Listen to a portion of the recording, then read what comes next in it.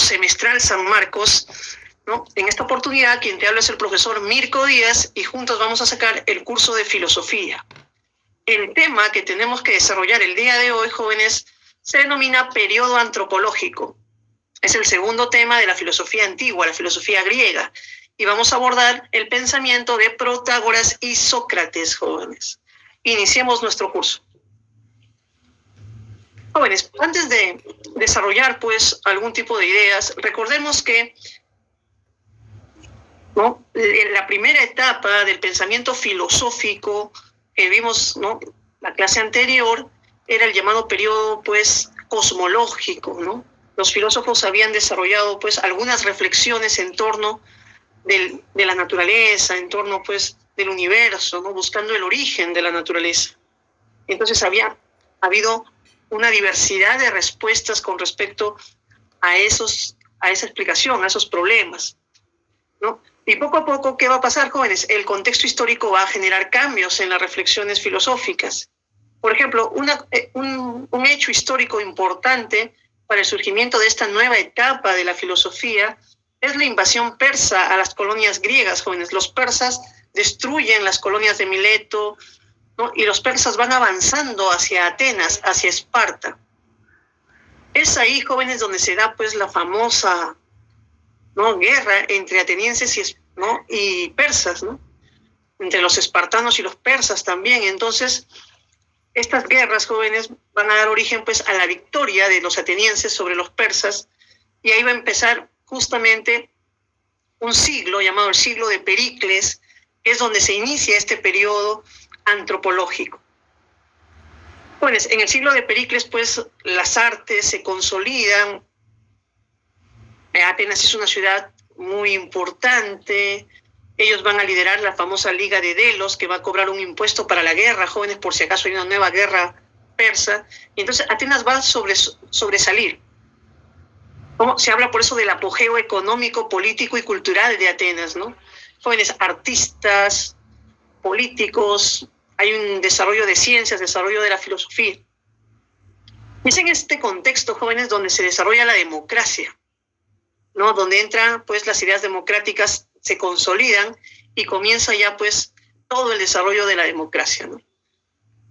En este contexto de vida democrática, jóvenes, en este contexto de florecimiento cultural de la sociedad de Atenas, aparecen pues los llamados sofistas, ¿no? Los sofistas, jóvenes, van a ser los que van a dar inicio al llamado giro antropológico, ¿no? Se habla de un giro antropológico, jóvenes, en el sentido de que la filosofía anterior había priorizado el estudio de la naturaleza, el estudio del cosmos, el estudio pues del universo, de la realidad. En cambio, esta nueva filosofía que se va a iniciar durante este periodo prioriza el tema humano, el tema social. Jóvenes, la filosofía humanista, por eso se podría decir, ¿no? Ahora, ¿por qué entra en crisis la filosofía naturalista antigua, el periodo llamado presocráticos, el periodo cosmológico? Porque la diversidad de doctrinas, jóvenes, hacían que no encaje muy bien, pues, cuál es la idea verdadera acerca de esto, ¿no? Se había caído en un relativismo en ese sentido, y el cambio, el contexto político-social que ya te mencioné, ¿no?, la invasión de los persas a las colonias griegas, ¿no? Listo, muchachos, sigamos viendo aquí, ¿no? El tema, por eso, de nuestro periodo del día de hoy va a ser, la reflexión va a girar en torno a la vida ciudadana, al hombre, por eso se dice, pero no el hombre, pues, en un sentido abstracto, joven, en un sentido naturalista, sino el hombre como ciudadano, el hombre como miembro de una determinada polis, de una determinada ciudad. Y en ese sentido, jóvenes, el ciudadano, el hombre libre, ¿no? Y ese hombre libre lo que se busca es cuál es su virtud, jóvenes, no en un sentido moral, sino en un sentido de perfeccionamiento, ¿no? ¿Cuál es el arete del ciudadano? ¿Cuál es la virtud? ¿Cuál es la mejor forma de ser un ciudadano, jóvenes, dentro de una ciudad, pues, como Atenas, ¿no? Entonces, esta reflexión, jóvenes, va a girar en torno a la formación política del hombre, ¿no? Entonces, los sofistas justamente son aquellas personas que van a realizar a cabo esta labor, jóvenes. Veamos la siguiente diapositiva, jóvenes, ¿no? Hemos considerado un texto, jóvenes, en este texto de Guthrie, ¿no?, los filósofos griegos, jóvenes, se hace mención, jóvenes, a que había dos teorías que eran las más importantes del periodo cosmológico, ¿no? La teoría de Parménides, que decía que todo movimiento era ilusión y la realidad era un todo inmóvil. Y la otra doctrina, jóvenes, la teoría atomista, ¿no? La teoría atomista que señalaba que toda la realidad estaba compuesta de pequeños átomos invisibles, incoloros, indoloros, áfonos y el vacío, jóvenes. Dice, ninguna de estas teorías pues calaba en la gente, ¿no? Ninguna de estas teorías era adecuadas. Y si describían el mundo de manera adecuada, dice, no llamaban la atención de las personas. Es por eso que la filosofía naturalista pues va a dar paso a la filosofía humanista, a la filosofía del periodo antropológico que estamos desarrollando en este momento.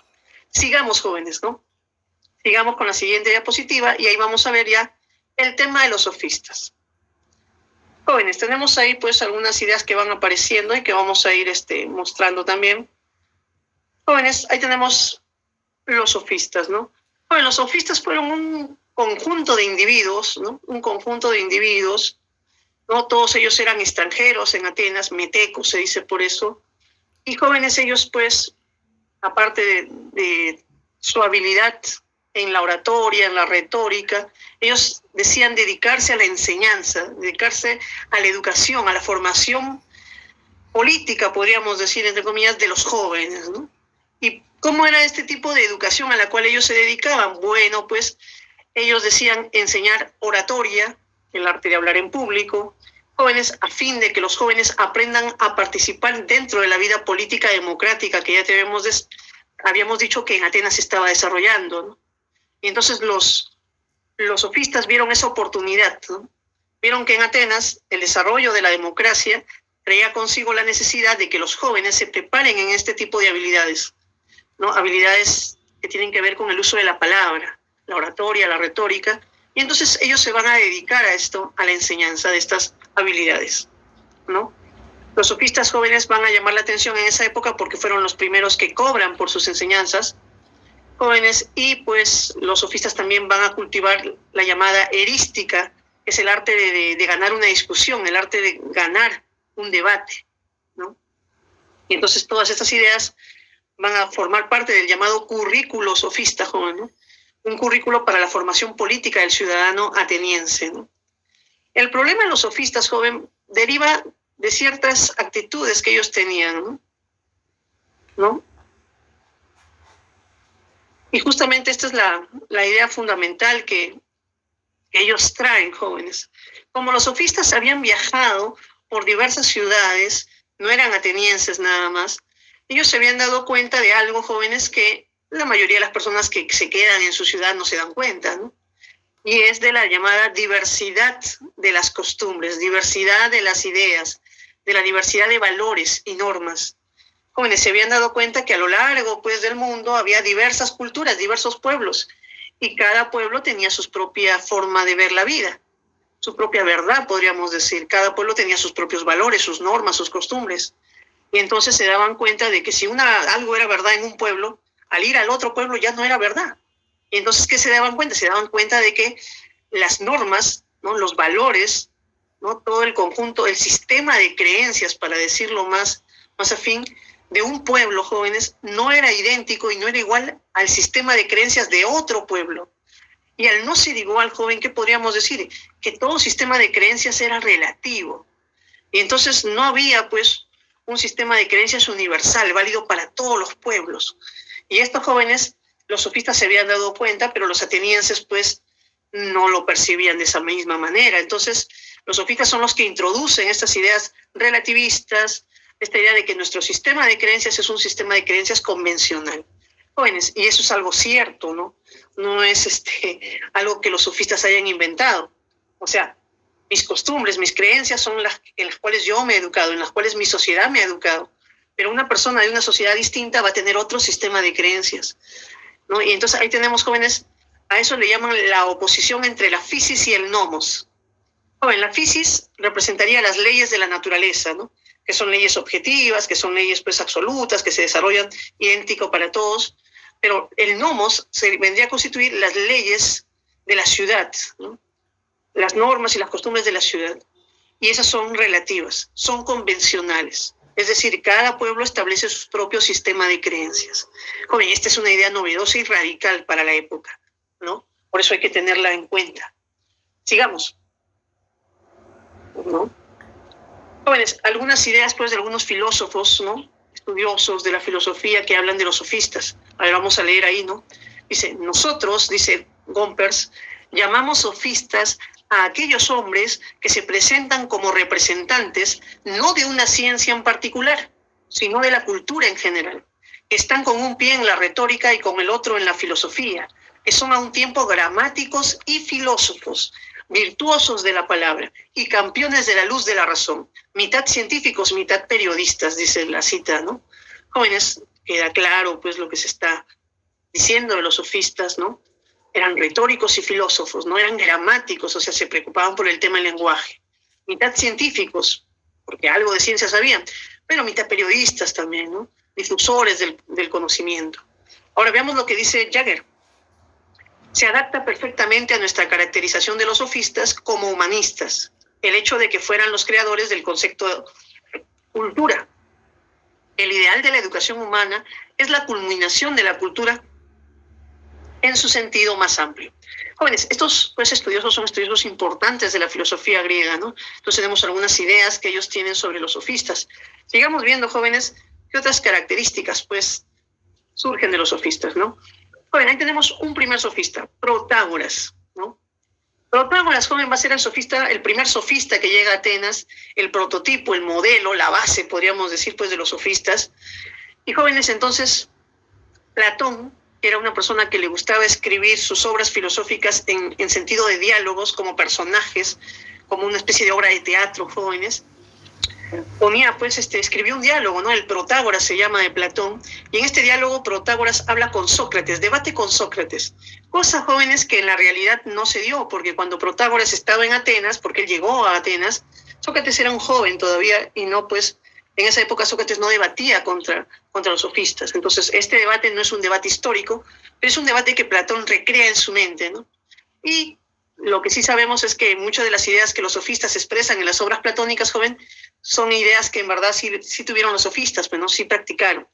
Entonces, miren lo que encontramos aquí, ¿no? Protágoras dice, reconozco que soy un sofista y que educo a los hombres. Joven, si me acompañas, te sucederá que cada día que estés conmigo, regresarás a tu casa hecho mejor, y al siguiente lo mismo, y cada día continuamente progresarás hacia lo mejor. Al acudir a mí, aprenderás solo aquello por lo que vienes. Mi enseñanza es la buena administración de los bienes familiares, de modo que puedas dirigir óptimamente tu casa, y acerca de los asuntos políticos, para que puedas ser el más capaz de la ciudad, tanto en el obrar como en el decir, ¿no? Entonces, mira la oferta pues, laboral que daba Protágoras de su enseñanza, ¿no? Él decía, yo te enseño esto, ¿no? Y entonces Sócrates le dice, mira, me parece pues que hablas de la ciencia política y te ofreces a hacer a los hombres buenos ciudadanos, Protágoras, ¿no? Entonces ese es el tema, ¿no? Los sofistas eran educadores, joven, ¿no? Eran educadores políticos, ¿no? Entonces, de cierta manera. Ahí tenemos, jóvenes, a Protágoras, ¿no? Ya cuando hablamos de este sofista en especial, hay una frase que es la frase con la cual se entra siempre al pensamiento de Protágoras. Se le llama la frase homo mensura. Ahí no está escrito de esa manera, pero la frase del homo mensura dice lo siguiente, ¿no? El hombre es la medida de todas las cosas, de las que son en cuanto que son, y de las que no son en cuanto que no son, ¿no? Ahí se ha hecho un resumen de la frase. El hombre es la medida de todas las cosas. Jóvenes, esa frase pues ha generado una cantidad de interpretaciones, ¿no? Algunas benignas, otras críticas contra Protágoras, ¿no? Porque decir el hombre es la medida de todas las cosas, joven, ¿qué puede significar? Puede significar que la humanidad, todos los seres humanos, o la humanidad en general, jóvenes, somos la medida de todas las cosas. O también puede significar, si entendemos hombre, no por humanidad, sino, jóvenes, por individuo. Entonces, el individuo es la medida de todas las cosas. Y entonces surge ya, jóvenes, una interpretación relativista de esta frase, ¿no? Esta es la doctrina del homo mensura. Esta es la doctrina que contiene implícitamente el relativismo de Protágoras y el relativismo sofista, ¿no? Joven, porque los sofistas van a decir que no existe una verdad absoluta, sino que toda verdad es una verdad relativa, ¿no? Que toda verdad, jóvenes, es una verdad pues que depende de ciertas circunstancias y depende de los sujetos que creen en aquellas verdades, ¿no? Entonces, jóvenes, yo te pregunto, ¿esto es bueno? ¿Cómo detectas a un relativista, ¿no? Esto es fácil. Para detectar a un relativista, joven, es lo más sencillo que se puede hacer. Si tú le preguntas, ¿eso es bueno o eso es verdadero?, él te va a decir la famosa frase de un relativista. Te va a decir, depende. Esa es la frase que usamos y que usan los relativistas, ¿no? El depende de esta circunstancia, depende de la otra circunstancia. ¿Hay verdades absolutas? No, dicen ellos. No existen verdades absolutas. Toda verdad es relativa. Toda verdad depende de la medida que cada ser humano le dé, ¿no? Las cosas son como a cada persona le parecen. Algunos interpretan la filosofía de los sofistas de esta manera. Jóvenes, las antilogias, ya vamos a hablar de ellas, es una doctrina que también desarrolla Protágoras. El agnosticismo, ¿no? Es una tesis también que Protágoras va a desarrollar, jóvenes, y por la cual pues él va a decir la siguiente frase que está ahí, ¿no? De los dioses, dice Protágoras, no puedo saber si existen o no, ¿no? Ni cuál es su forma, porque la oscuridad del problema y la brevedad de la vida son los impedimentos de su conocimiento. O sea, cuando le preguntan, jóvenes, a Protágoras qué puede decir de los dioses, él prefiere, pues, ¿no?, guardar silencio. Él prefiere ni afirmar que existen ni afirmar que no existen. Él dice, no puedo saber, en realidad. Quisiera saber, pero es un tema bien complejo. Es un tema que también tiene que ser analizado y la brevedad de la vida no lo permite. Listo, muchachos, ahí tenemos al gran Protágoras, ¿no?, con su famosa frase de el homo mensura. Jóvenes, ¿qué significa ya en palabras simples el relativismo, ¿no? Que cada persona tiene su opinión y que entonces los seres humanos no podemos llegar a una ciencia, a un saber pues objetivo de la realidad, sino que cada uno, jóvenes, tiene una opinión personal y esa opinión personal pues tienen otras personas otra opinión personal. Y entonces tú dirías, profe, ¿quién gana en esta visión relativista, no? Si cada uno tiene su opinión. Justamente Protágoras decía que los sofistas enseñan a que tu opinión se imponga frente a las demás opiniones, ¿no? Porque hay una lucha entre las opiniones y entonces la opinión que logra argumentarse mejor, la opinión que logra imponerse como la más útil para los demás, esa va a ser la opinión que podemos decir es verdadera en un sentido, ¿no? Aunque, jóvenes, para los sofistas todas las opiniones son verdaderas, son válidas si es que un sujeto lo ve así, ¿no? Pero si queremos convencer a los demás, debe haber pues una opinión que se imponga frente a las demás. No lo llamaríamos la verdadera, pero sí la opinión que tiene más éxito o la que logra triunfar frente a las demás, ¿no? Jóvenes, y para eso pues surgen las llamadas antilogias. Protágoras, las antilogias, jóvenes, son una estrategia, ¿no? Una estrategia de argumentación por la cual tú refutas cualquier idea que aparezca, demuestras que es falsa, ¿no? O también defiendes cualquier idea como verdadera, ¿no? Entonces, Protágoras decía, a mí no me importa si la idea es verdadera o falsa. Yo te voy a enseñar a atacarla, a refutarla, para que si en el momento que tú lo decidas, lo quieres hacer, lo refutes, o te voy a también enseñar a defenderlas. Entonces, las antilogias, jóvenes, son un discurso que Protágoras enseñaba a sus estudiantes a defender tanto la verdad como la falsedad de una tesis, independientemente de su objetividad. Entonces, te enseñaba los dos discursos, a convencer de que algo es verdad o a convencerte de que algo es falso. Y de esa manera tenías ganado, decía él, pues, el éxito, ¿no? Tenías asegurado el éxito porque tú ibas a poder demostrar cualquier idea o su afirmación o su negación, ¿no? Eso eran las antilogias, jóvenes, ¿no? Jóvenes, entonces hemos llegado ya al final del pensamiento de Protágoras. Ha sido pues interesante explicártelo. Vamos a continuar, jóvenes, vamos a continuar ahora con el pensamiento de Sócrates, ¿no? Sócrates, jóvenes, es pues un filósofo, uno de los filósofos más importantes de la filosofía antigua, ¿no? Se habla de un periodo presocrático porque Sócrates divide la historia de la filosofía. O sea, jóvenes, eso no lo había hecho ningún filósofo hasta ese momento, ¿no? Ahora, Sócrates tiene muchos enemigos, mucha gente que lo critica, lo cuestiona. Tenemos a Nietzsche, tenemos pues al pensamiento marxista, ¿no? Tenemos varias gente que cuestiona el pensamiento socrático, varias gente también que lo admira, lo respeta y lo tiene pues como un filósofo pues de los más importantes, ¿no? Entonces, eso pasa con los filósofos jóvenes, los filósofos que marcan en la historia, que dejan su huella en la historia, son aquellos filósofos que son odiados y amados, ¿no? Pero nunca se puede pues pensar sin ellos, ¿no? Es como que ellos están ahí, ya sea para ser afirmados o para ser negados, y eso es lo que ocurre con Sócrates, y va a ocurrir con los demás filósofos que vamos a estudiar, ¿no? Crítica y oposición a los sofistas. Jóvenes, yo creo que todos nosotros nos damos cuenta de que nosotros hemos sido formados en un sistema de creencias, en un sistema de valores por nuestros padres, ¿no? Que nuestros padres nos transmiten. Entonces, nuestro sistema de creencias es relativo, ¿no? Ahora, cuando a un joven le dices eso, él piensa que decirle que su sistema de creencias es relativo es como decirle que su sistema de creencias no importa, ¿no?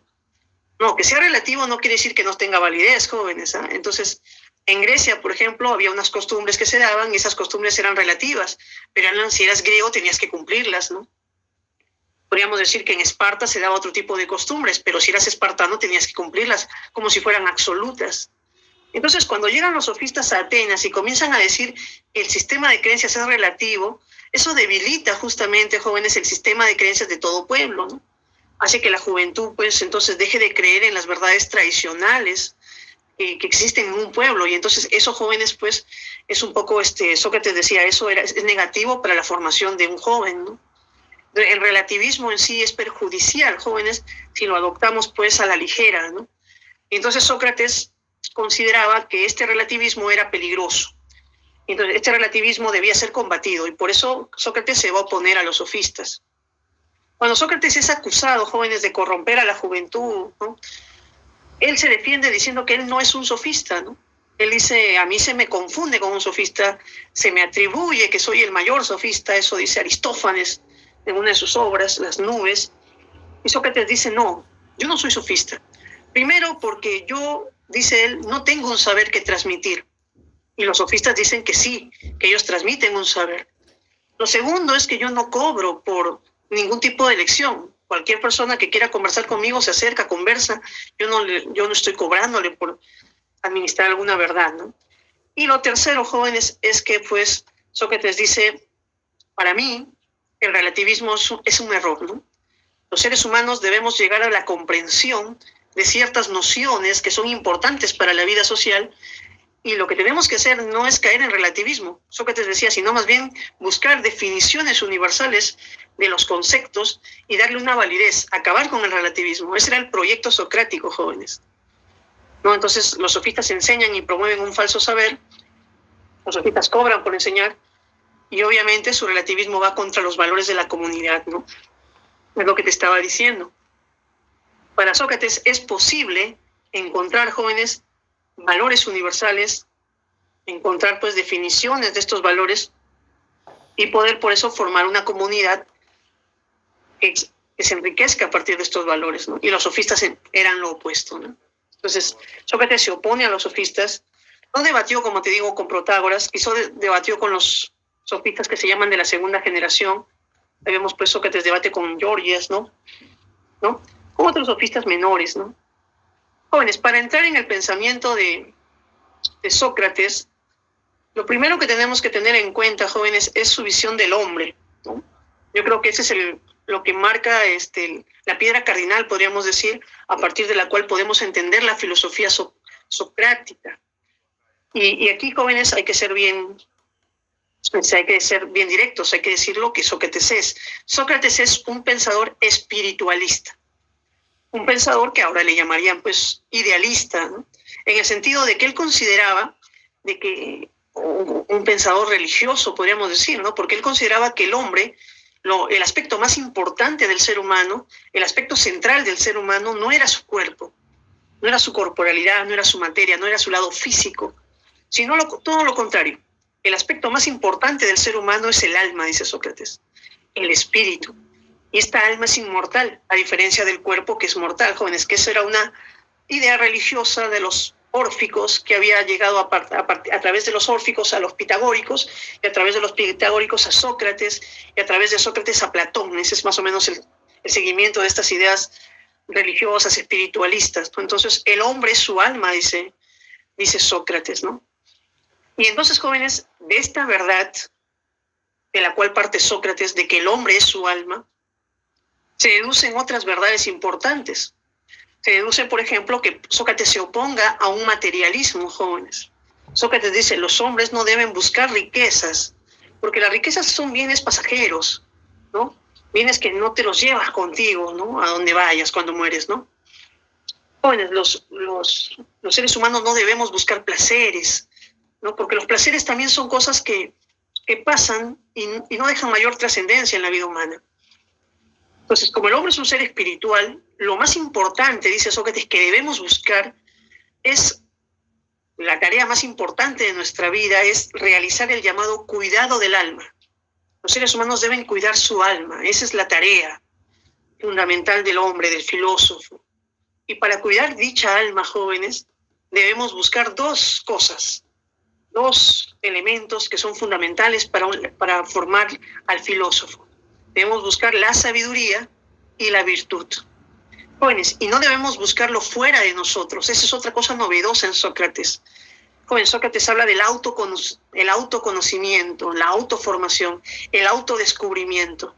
Eso quiere decir que educar, jóvenes, no es un acto que se pueda realizar. O sea, desde afuera no se te puede transmitir algo.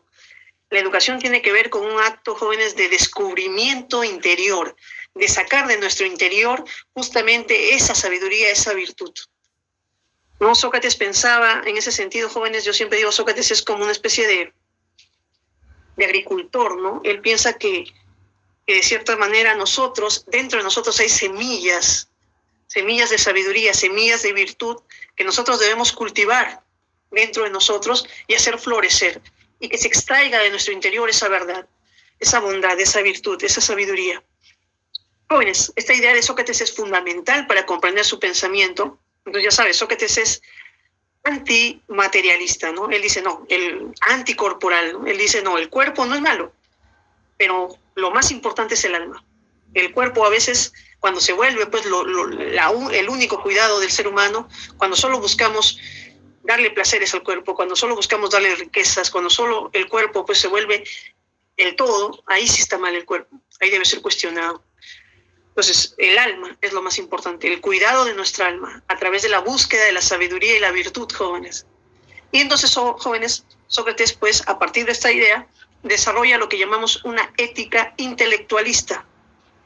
A esta ética intelectualista se le conoce, jóvenes, con el nombre de intelectualismo moral.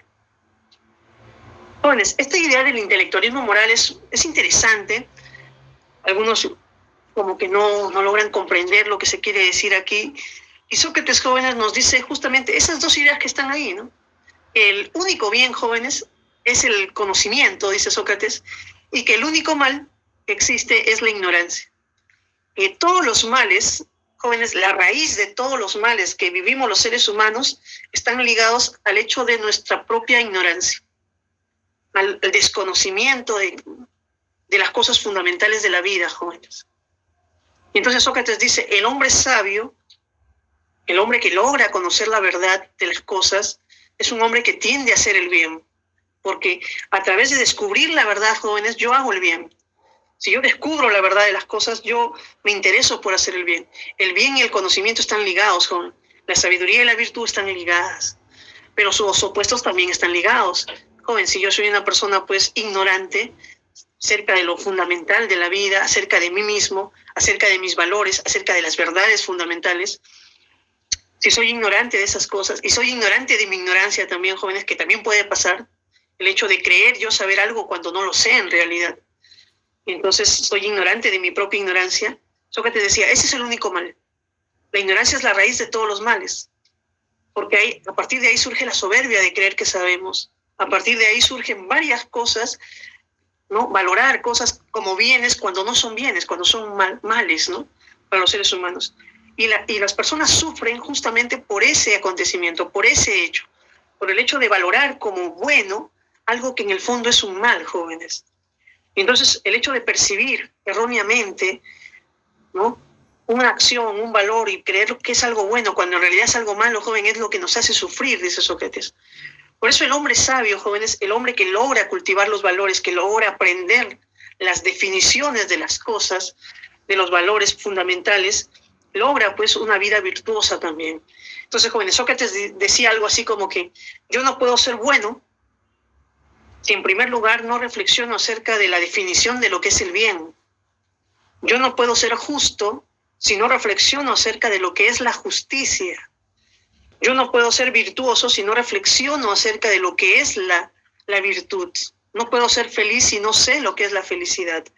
Jóvenes, entonces en Sócrates el hombre, ¿no?, sabio debía reflexionar sobre estos conceptos, debía reflexionar acerca de la verdad, acerca de las definiciones de estos valores, para poder, a partir de este conocimiento, lograr una vida virtuosa, una vida feliz.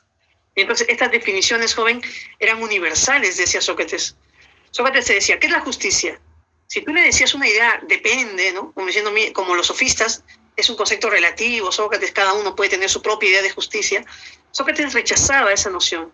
Sócrates decía, no, a mí me interesa la noción universal de justicia, no me interesa pues los relativismos, ¿no? Entonces, jóvenes, a partir de ahí Sócrates va a desarrollar un método para poder encontrar esas definiciones que son fundamentales para la vida práctica, ¿no?, para la vida humana. Jóvenes, Aristóteles, ¿no?, recordemos algo, Sócrates no escribió nada. Sócrates es un pensador del cual han escrito los discípulos, ¿no? Ha escrito Platón, ha escrito Xenófanes, han escrito otros filósofos. Jóvenes, pero Aristóteles también hace una reflexión acerca de los conceptos que él cree encontrar en Sócrates. Entonces, esto que voy a explicar ahorita es una reflexión que Aristóteles hace sobre Sócrates. Entonces, Aristóteles dice, ¿no?, a Sócrates no le interesaba conocer los conceptos particulares, ¿no?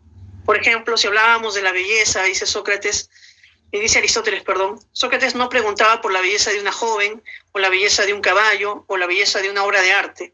No.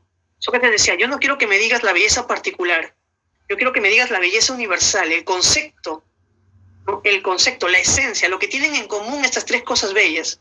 ¿Qué es lo bello más allá de las cosas particulares? Y entonces, jóvenes, al realizar este proceso, ¿no?, dice Aristóteles, pasar de la belleza particular de las cosas a la belleza universal, al concepto ya esencial, está haciendo una inducción, dice Sócrates, ¿no? Pero luego, al preguntarnos por qué es ese concepto, al buscar la esencia de ese concepto, ya Sócrates está buscando una definición en un concepto lógico. Entonces, Aristóteles juzga a Sócrates, joven, a partir de un criterio lógico, y lo que nos dice Aristóteles es que Sócrates usaba la inducción, ¿no?, el paso de los conceptos particulares al concepto universal, que es lo que él buscaba, y la definición, ¿no?, que es la esencia de estos conceptos, ¿no?, buscar la esencia de estos conceptos. Jóvenes, ahora vamos a ver la otra forma de interpretar a Sócrates, la forma como lo hizo Platón. Platón va a decir, jóvenes, que Sócrates usaba un método que muchos llaman dialéctico, el método dialéctico o el método socrático, que consistía fundamentalmente, jóvenes, en iniciar una conversación, ¿no? Sócrates conversaba con las personas y les hacía preguntas que deberían ser sencillas para ciertas personas, ¿no? Si se encontraba con un artista, con alguien que hablaba pues de las cosas bellas, le preguntaba qué es lo bello, por ejemplo, ¿no? Si se encontraba, jóvenes, con un artista, ya te dije, con un juez, por ejemplo, le preguntaba qué es la justicia, ¿no? Tú que eres un juez debes saber qué es la justicia. Si se encontraba, jóvenes, con un maestro, con un educador, le preguntaba pues qué era la virtud, ¿no?, y cómo se podía enseñar, ¿no?, si era enseñable o no. Y entonces, joven, comenzaba el debate, comenzaban las preguntas. Entonces, el método socrático es un método de interrogación. Él decía, yo no enseño, yo no transmito nada, pero yo puedo ayudar a la persona a sacar las verdades de su interior. Y al sacar estas ideas de su interior, jóvenes, podemos encontrar errores quizás. y si descubrimos que las ideas que hemos sacado de la persona son ideas erróneas, él lo va a evidenciar, él se va a dar cuenta que son ideas erróneas. Y lo otro es también darnos cuenta si las personas pues tienen ¿qué podríamos decir, no? Si las personas tienen ideas verdaderas, ¿no? Y entonces, jóvenes, él va a distinguir dos momentos muy marcados en su método, dice, ¿no? Mi primer método es negativo, en el sentido de que busca descubrir la ignorancia de nuestro interlocutor. Si le preguntamos acerca de un tema que él no conoce y él cree conocerlo, mi objetivo fundamental, va a decir Sócrates, es demostrarle que él desconoce, hacerle reconocer su ignorancia. Estos jóvenes, este momento de su método se liga con esta frase que él dice, solo sé que nada sé, ¿no? Ese es justamente el momento inicial de todo inicio del saber, jóvenes, porque es darme cuenta de que yo creía saber algo y no lo sé. Cuando yo reconozco mi ignorancia acerca de un tema, jóvenes, puedo iniciar el camino filosófico, puedo empezar la búsqueda de los conceptos, pero si yo creo saber algo, no lo busco, pues. Entonces, por eso Sócrates decía, mi método empieza siempre con la llamada ironía, o refutación también, ¿ya? Y luego, jóvenes, dice, si mi interlocutor, si la persona con la que yo converso quiere seguir buscando la verdad, vamos a pasar al otro método, ya, a la otra parte de mi método, que es la mayéutica. Jóvenes, en Grecia, mayéutica significaba el arte de parir, el arte de ayudar a parir, ¿no? El arte de las parteras, las comadronas, las mujeres que ayudaban a las mujeres embarazadas a dar a luz. Entonces, la madre de Sócrates era una partera. Y entonces él dice, yo también ejerzo el mismo oficio que mi madre, dice Sócrates. Yo soy un partero. La gente se reía, ¿no? Pero yo soy un partero de ideas, un partero de hombres. Yo ayudo a extraer las ideas de los seres humanos. ¿No? En otro momento Sócrates se compara con un moscardón, con un mosquito que molesta al caballo para que corra. Entonces dice, yo soy así, ¿no? Yo soy una especie de moscardón, de insecto que está molestando constantemente a la gente. Y jóvenes, de verdad que hacía eso, ¿no? Imagínate, pues, encontrarse con un juez, toda su vida ha sido juez, le pregunta qué es la justicia, le responde, obviamente, Sócrates le demuestra que eso no es la justicia, le hace caer en contradicciones. Entonces, ¿cómo un juez puede ser juez sin saber qué es la justicia? O, no sé, encontrarse con un joven enamorado, ¿no? Y de pronto Sócrates le pregunta qué es el amor, y el joven no sabe qué es el amor. Y entonces Sócrates le dice, ¿cómo vas a estar enamorado y vas a sufrir por amor si no sabes lo que es el amor? No sufres por amor, sufres por ignorancia, ¿no? Y así, Sócrates era una persona muy molesta en ese sentido, ¿no? Y entonces se ganó anticuerpos, se generó, pues, como ya te decía, gente que le tenía cierto recelo, y obviamente, pues, eso le pasó una factura, ¿no? Jóvenes, las frases que recordamos de Sócrates y que hay que más o menos un poquito resumen su pensamiento es esta, ¿no? Una vida sin reflexión no merece ser vivida. Nuestra vida, jóvenes, en tanto seres humanos, en tanto seres racionales, debe ser meditada, debe ser reflexionada. La frase solo sé que nada sé busca, jóvenes, evidenciar el hecho de que es más sabio el hombre que reconoce su ignorancia, que reconoce sus límites. No es tanto el sabio el que sabe mucho, sino que el que aprende a reconocer sus límites. Y aquí, jóvenes, no solo hay un tema de sabiduría, sino también hay un tema de humildad. El sabio es una persona humilde. El sabio se da cuenta de lo que le falta conocer. El sabio no puede ser soberbio por eso. Entonces, si tú ya eres un poco soberbio con respecto a tus conocimientos, bueno, hay que evaluar eso, porque no hay, pues, un sabio que sea soberbio, ¿no? Los sabios son humildes, porque saben que siempre, por más que conozcan cosas, siempre es más lo que ignoramos. Jóvenes, conócete a ti mismo.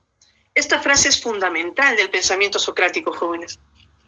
Sócrates decía, jóvenes, que él no era como los filósofos anteriores a él, no estudiaban la naturaleza, porque el mayor enigma que los seres humanos podemos encontrar somos nosotros, decía él, ¿no? Yo no sé quién soy, decía Sócrates, yo no sé lo que soy. Entonces, para mí, la principal tarea no es aprender matemáticas, no es aprender lenguaje, no es aprender biología, no, yo quiero conocerme a mí mismo, decía Sócrates. Ahora, ¿qué quiere decir eso de conocerte a ti mismo, jóvenes? Creo que hacía referencia al hecho, pues, de descubrir que la parte más importante del ser humano era su alma, ¿no? Entonces, el descubrir esto, jóvenes, que el alma, lo espiritual es lo más importante, llevaba a un cambio, a una conversión en la persona. Y jóvenes, Sócrates va a ser acusado de corromper a los jóvenes, de no creer en los dioses de la ciudad y de introducir nuevas divinidades, ¿no? Estos cargos eran falsos. Y entonces, jóvenes, Sócrates no hizo nada por demostrar su inocencia. Al contrario, ¿no? Generó anticuerpos. Y estos anticuerpos hicieron que Sócrates pues, fuera condenado, jóvenes, a beber la cicuta, ¿no? Y a morir, pues, obviamente, ¿no? Y es ahí, joven, donde surge también un acontecimiento, un hecho en su vida interesante, ¿no? Sus amigos y muchas ciudades lo invitan, ¿no? Lo invitan a que se escape. Y los mismos atenienses que lo habían condenado estaban esperando que Sócrates se escape, ¿no? Porque era obvio que la condena que le habían hecho era una condena injusta. Y es ahí donde Sócrates, joven, defiende una idea que es justamente esta. Más vale sufrir una injusticia, dice, que cometerla. No, mira esta idea moral, ¿no? Para poder juzgar pues, la moral socrática, ¿no? Más vale sufrir una injusticia. Es preferible sufrir una injusticia a que uno cometa una injusticia. Sócrates no se escapa. Su amigo Critón llega días antes de su muerte y le dice, mira Sócrates, ya tengo todo arreglado para escaparnos, ¿no? Tengo todo, ya compré los guardias, ya sabemos a qué ciudad vamos a ir, solo tienes que tú decirnos vamos, ¿qué día nos vamos? Y Sócrates le dice que no se va a escapar. A esta altura de su vida él no puede renunciar.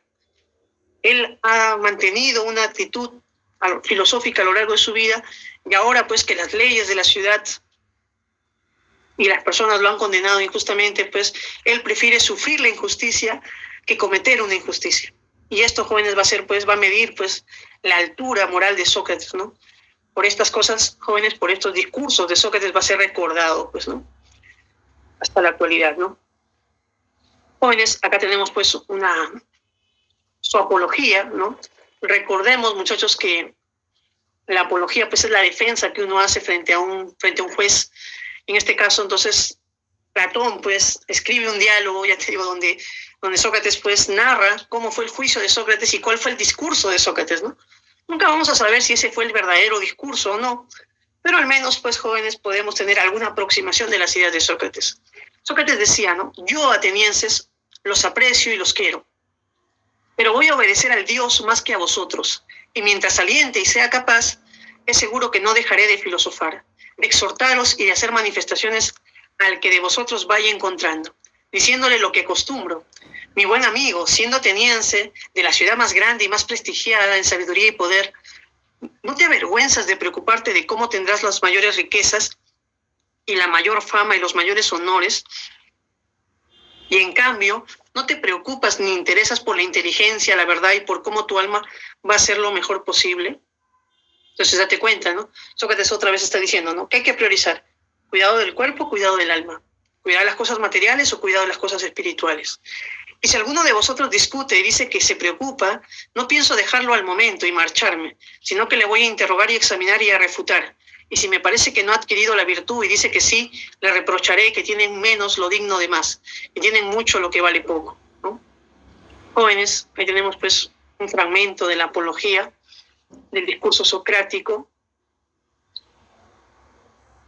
Y jóvenes, pues tenemos aquí un texto que habla acerca de las acusaciones, ¿no? Acá tenemos también algunas imágenes, algunas pinturas sobre los discursos socráticos, sobre sus últimos momentos. En el texto, jóvenes, de Armstrong, en la cita que hemos seleccionado para este momento, dice lo siguiente, a ver, voy a leerlo. Dice, en primer lugar, los cargos formulados contra Sócrates de introducir en la ciudad nuevas divinidades y corromper a los jóvenes fueron absurdos, tan manifiestamente absurdos, que no cabe ver en ellos sino un pretexto para otros cargos que no podían ser abiertamente formulados. Detrás de la acusación oficial yacía la vieja hostilidad ateniense hacia los intelectuales, a quienes el hombre común consideraba en cierto modo responsables de los recientes desastres y zozobras de la ciudad.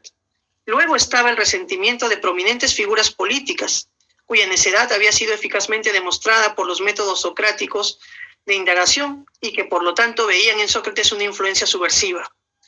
Más abrumador fue el recuerdo de la amistad de Sócrates con Alcibiades y Critias, es decir, con el traidor que había contribuido más que nadie a la derrota de Atenas y con el caudillo de la execrable tiranía de los 30.